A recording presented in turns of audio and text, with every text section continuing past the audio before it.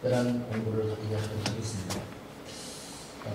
제가 지금 여러분과 함께 이 주일 저녁에만 좀 나누고 싶은 것이 뭐냐면 바로 이 주입니다. 여러분 눈이 좋은 분은 잘 보일 것이고 당뇨도 보일 것이고 SCL 이게 크게는 그리스 안에 생명이라는 책입니다.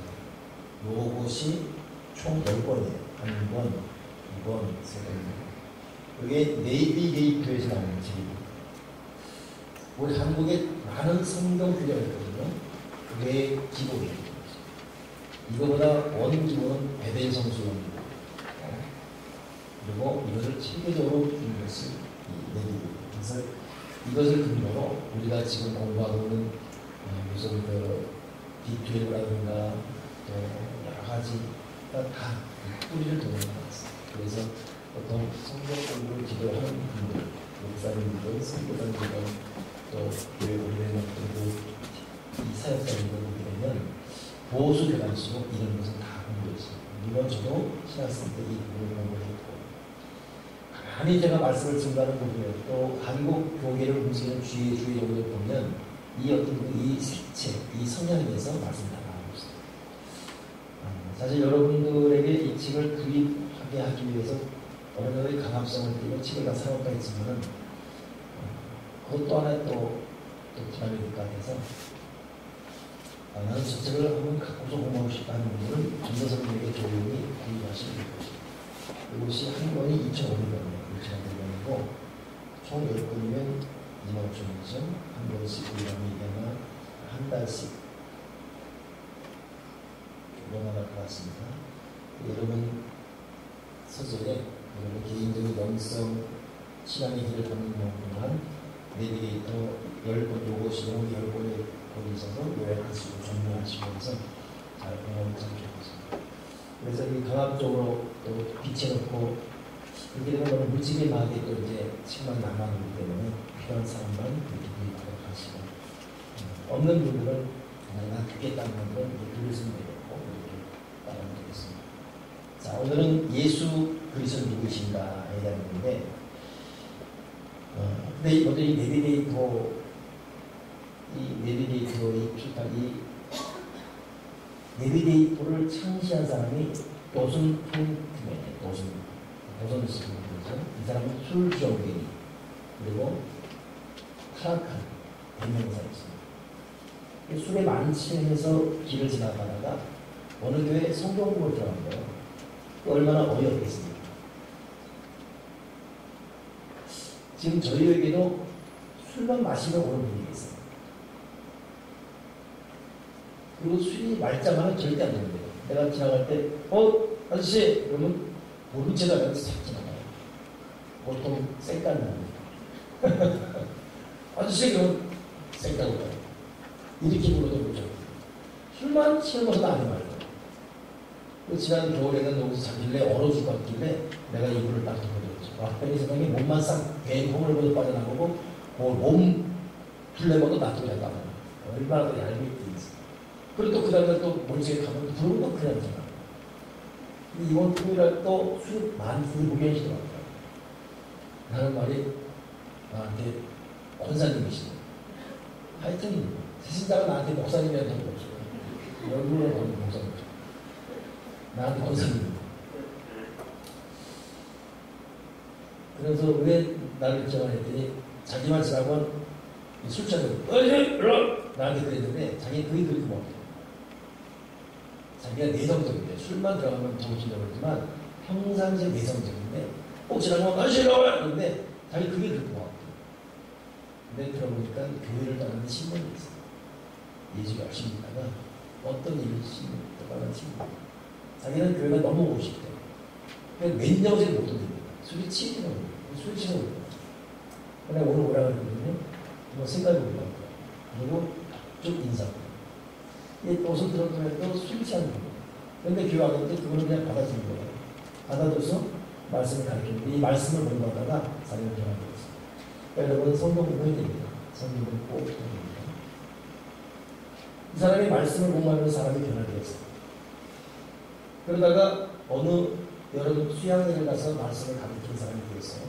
근데 갑자기 어디서 막 9성층 소리가 들리는데 제가 지금 정확한 숫자를 적어요. 11명인지 9명인지 7명인지 이 사람 물에 한 번에 빠진 학생이에요. 이 도선씨가 들어가서 한 명 보내고 2명 다 보내면서 마지막 자기는 힘을 받아 죽어버렸습니다. 이 사람이 성경 공부를 가르치는 강사실에 한 곳이 이 내비게이터. 여러분 내비게이터 많이 들었죠? 내비게이션. 그럼 좀 이게 빠르겠죠? 내비게이터 모르다 모르고 내비게이션도 알죠?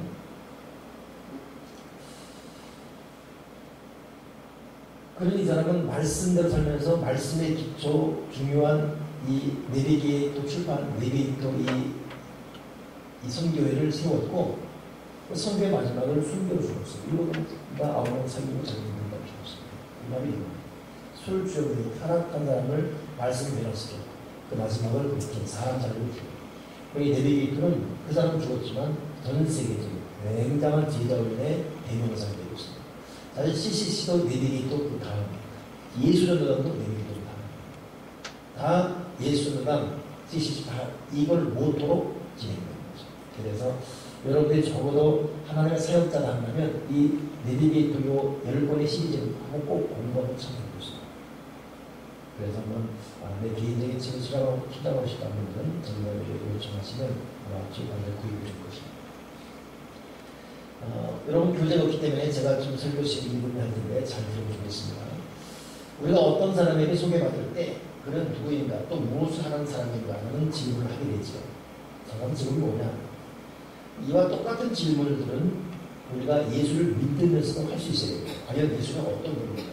그런 질문이 있었죠. 주님께서 직접 묻습니다. 너희들은 나를, 세상 사람들이 나를 누구라 하느냐? 뭐 엘리야다, 이사야다, 뭐 이런 말. 그때 다시 묻기를, 그럼 너희는 나를 누구라 하느냐? 제자들이 물었죠. 그때 제자들이 하는 말이 뭐였죠?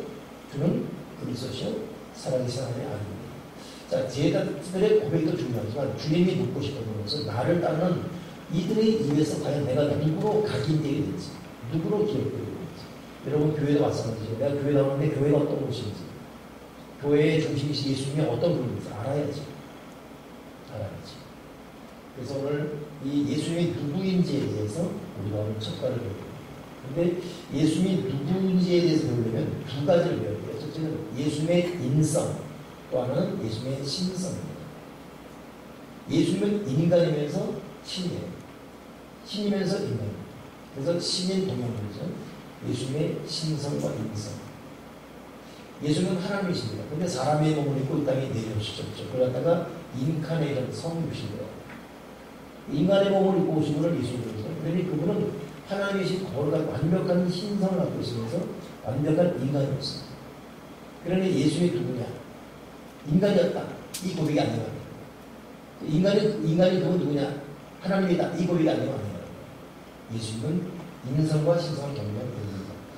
그래서 여러분 갈라디아서 4장 4절을 보면 때가 참에 하나님께서 그 아들을 보내사 여자에게 나게 하시고 율법 아래 나게 하신 것은 때가 참에 하나님의 아들을 보내서 여자에 보내서 나게 하셨다. 이분이 예수 그리스도죠. 자, 그럼 묻습니다. 여러분 예수님께서는 어디에서 탄생하셨죠? 예수님은 베들레헴에서 탄생하셨어요. 유다 땅 베들레헴.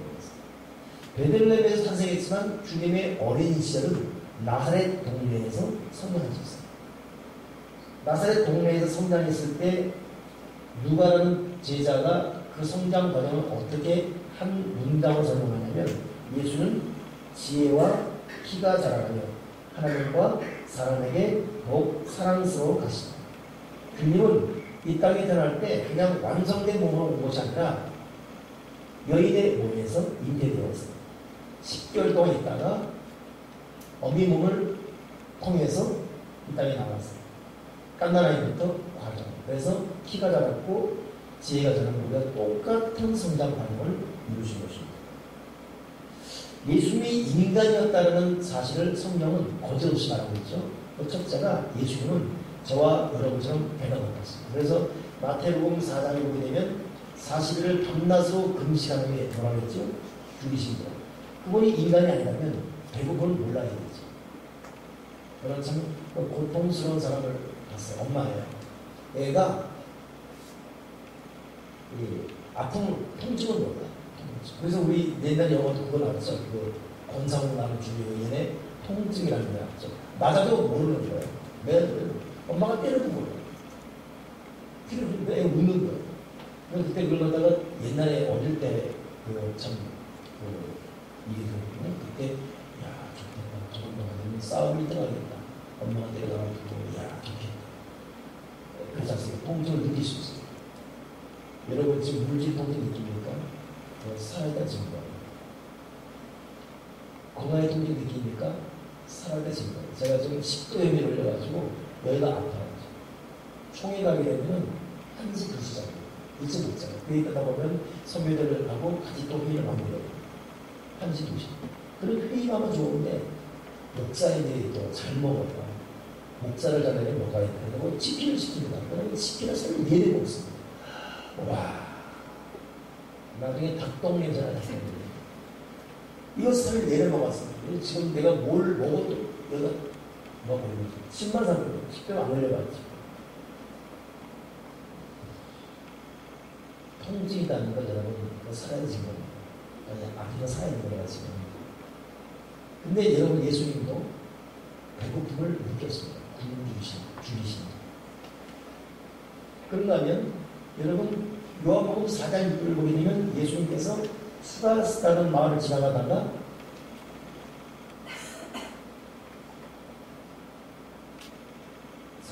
난 12시쯤 피곤해서 어떻게 했죠? 우물 곁에 그대로 앉으십니다.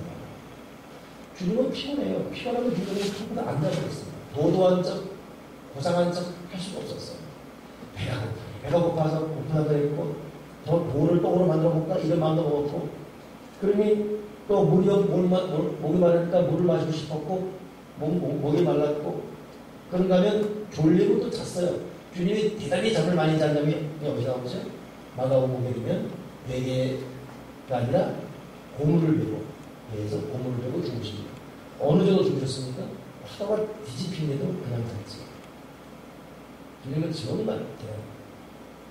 그러니 피곤하면 잠잤지요. 목이 나오면 목이 말랐지요. 털서가 그냥 앉아버릴 정도였죠. 배고프니까 배고파 주셨죠. 그런가 하면 주님은 요한복음 11장 보게 되면 나사로가 죽었을 때에 예수께서 뭐라 했죠? 눈물을 흘리시다.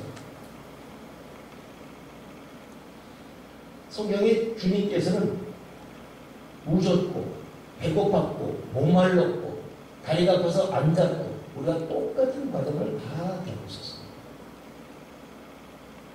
우리가 웃고 먹고 눕고 성장하는 모든 과정, 모든 배설, 모든 규칙 다 하셨어요.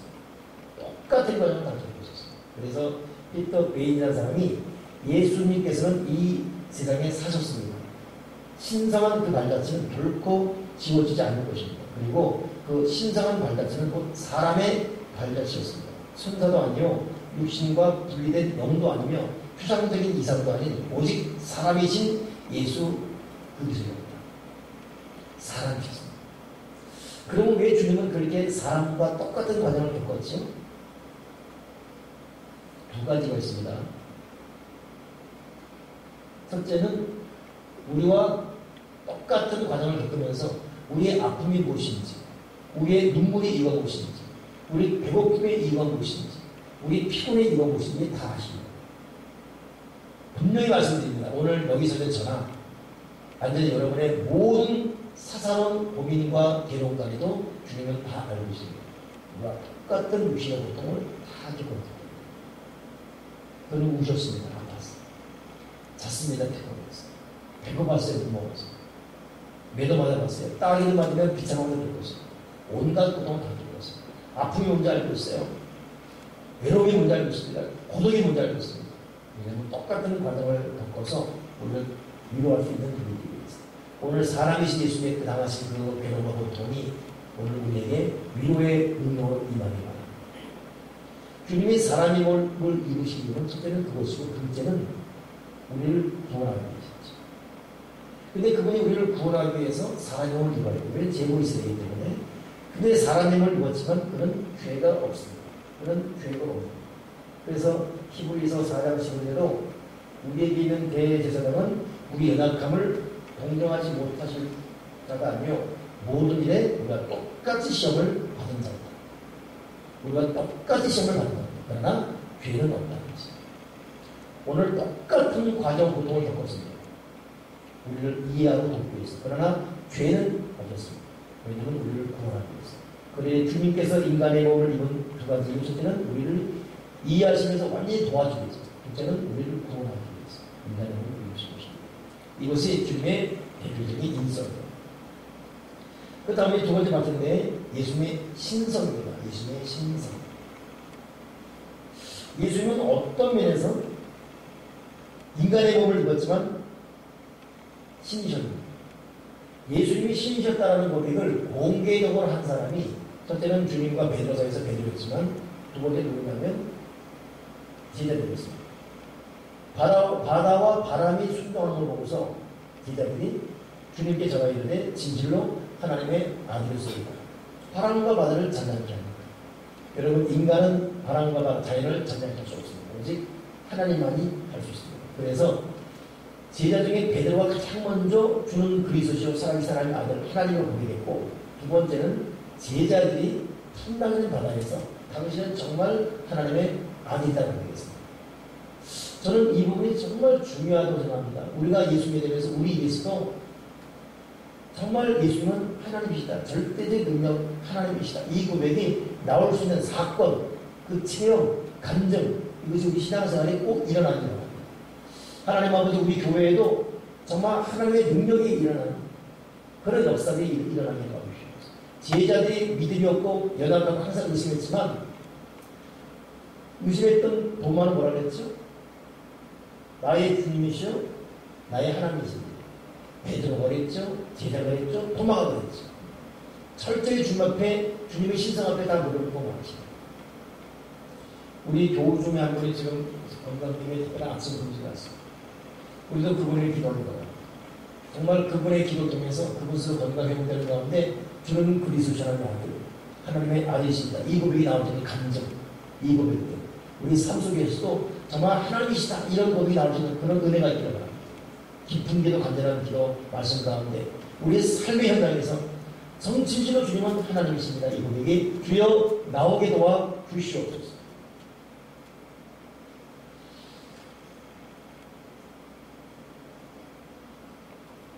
예수님의 그 하나님이신 속성에 대해서는 마태복음에서는 바람과 바다를 잠잠히 굴복하고 자연을 굴복시키면서 신성을 드러냈죠. 이제 한번 성경 찾아보겠습니다. 누가복음 4장 다시 보죠. 자, 누가복음 4장 33절부터 36절까지 먼저 보겠습니다. 누가복음 4장 33절부터 36절까지 읽어보겠습니다.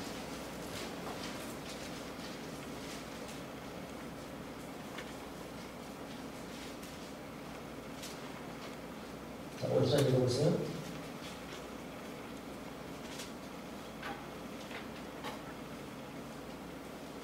(4장) 33절부터 36절까지. 세상에 더러운 귀신이 들린 사람이 있어 크게 소리질러 이르되 아 나사렛 예수여 우리가 당신과 무슨 상관이 있나이까 우리를 벌하러 왔나이까 나는 당신이 누구인 줄 아노니 하나님의 거룩한 자니이다. 예수께서 꾸짖어 이르시되 잠잠하고 그 사람에게서 나오라 하시니 귀신이 그 사람을 무리 중에 넘어뜨리고 나오되. 아멘. 주님께서 목적으로 시킨 첫째는 그게 뭡니까? 첫째는 바람과 자연을 장난내고 둘째는 귀신을 추방시켜 버렸습니다. 그런데 예수님에게는 굴복시키는 능력이 있습니다. 두 번째 예수께서는 악한 영을 추방시키는 능력이 있습니다. 세 번째 40절 읽었습니다.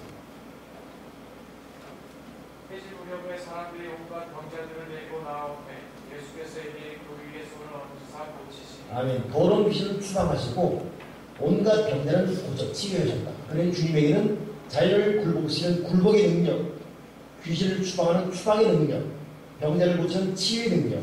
하나 더 요한복음 11장 40절을 보게 되면 여러분 나사로가 죽음에 나오셨습니다. 그를 살렸죠. 살리는 능력이 주님에게 있습니다. 그래서 예수님, 신이신 예수님에게는 귀신을 추방하는 추방의 능력, 병을 고치는 치유의 능력, 자연을 굴복시키는 굴복의 능력, 죽은 자를 살리는 살리는 능력이 있는 분이었습니다. 오늘 우리가 믿는 예수는 우리를 이해하고 돕기 위해 인간의 몸을 이루어졌고, 그리고 우리를 구원하기 위해 인간의 몸을 사람이십니다. 근데 그는 사람으로만 끝난 것이 아니라 그분에게는 신적 능력, 뭡니까? 죽은 자를 살리는 능력, 병자를 고치는 치유의 능력, 그리고 자연을 변화시키는 굴복의 능력, 그리고 원수를 쫓아버리는 추방의 능력이 있습니다.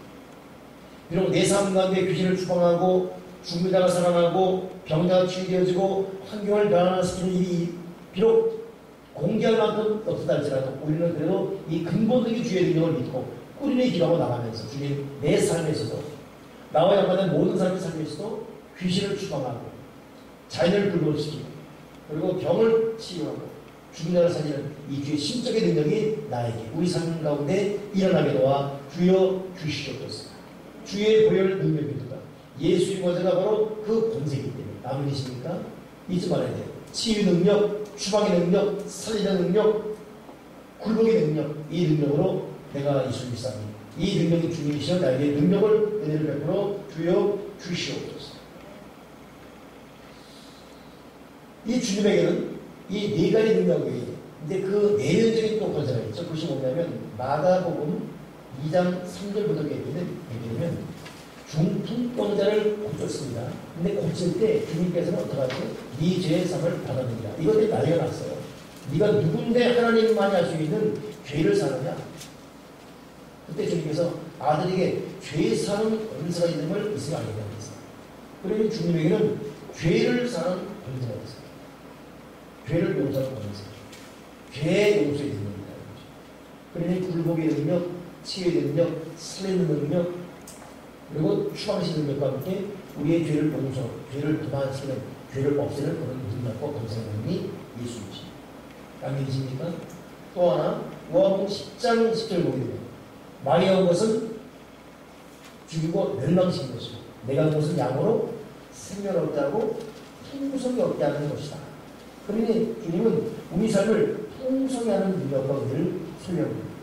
오늘 여러분 이것을 절대 잊지 마세요.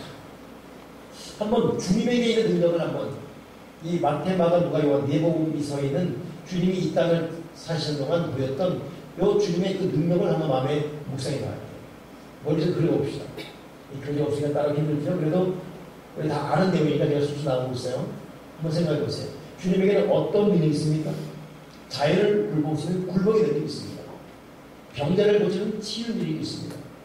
죽은 자 살리는 살리는 능력이 있고 원수마귀를 쫓아버리는 추방의 능력이 있습니다. 또한 죄를 용서하는 용서의 능력이 있습니다. 사는 용서가 능력이 있어요. 그 다음에 우리 삶을 풍성케 하는 풍성의 능력, 축복의 능력이 있습니다. 그러니 우리는 예수의 이름을 통해서 축복과 그리고 죄 용서와 그리고 원수마귀 추방과 그리고 자연을 변화시키는 그 모든 능력을 예수의 능력, 예수의 이름으로 얻을 수 있습니다. 예수 이름을 믿는 여러분에게 예수 피를 믿는 여러분에게 주님에게 있는 신적 능력이 다 임하기를 주님의 이름으로 축원합니다. 그렇다면 여러분은 예수의 이름을 의지하고 예수의 피를 의지하고 성령 의지해서 하나님 바람과 바다를 잠잠게 하듯이 내 삶의 환경도 변화시켜 주시옵소서. 우리는 당당히 구할 수 있습니다. 주님에게 죄의 용서의 권세가 있습니다. 지금 내가 지금 모든 게 도망갈 수고 그런데 죄를 사는 권세가 있어요. 이것은 죄의 지은들을 용서하는 것도 있지만 변경도 있지만 죄를 짓게 만드는 세력을 물리치는 권세입니다. 하나님 내 속에서 죄의 근성, 죄의 유혹 이걸 극복할 능력도 나에게 주시옵소서. 또한 나와 혹은 나와 연관된 자를 괴롭히는 질병을 치료해 주시옵소서. 오늘 주님의 그 이름을 통해서 간구하고 또 내 삶 가운데도 풍성히 더해진 축복도 나에게 주여 주시옵소서. 자, 그런데 왜 우리는 이 주님의 추방의 능력과 살리는 능력과 환경을 변화시키는 변화의 능력과 죄를 용서하는 용서의 능력과 생명할 때 풍성히 얻기는 풍성의 능력과 병을 고치는 치유의 능력과 이 능력을 왜 누리지 못합니까? 다 찾아보세요. 다 같이 보겠습니다. 요한복음 5장 40절. 요한복음 5장 40절.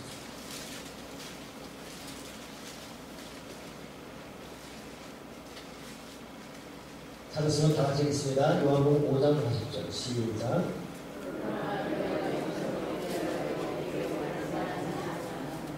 자, 뭐라 했습니까? 그러나 영생을 얻기 위하여. 영생이라는 것은 하나님을 아는 것도 있습니다. 안다는 것은 헬라말로 야다인데 이것은 뭐냐면 힘을 경험하는 거예요. 너희가 내게 오지 않기 때문에 이런 나에게 주어진 모든 특권과 의미를 너희가 누리지 못하는 것이다.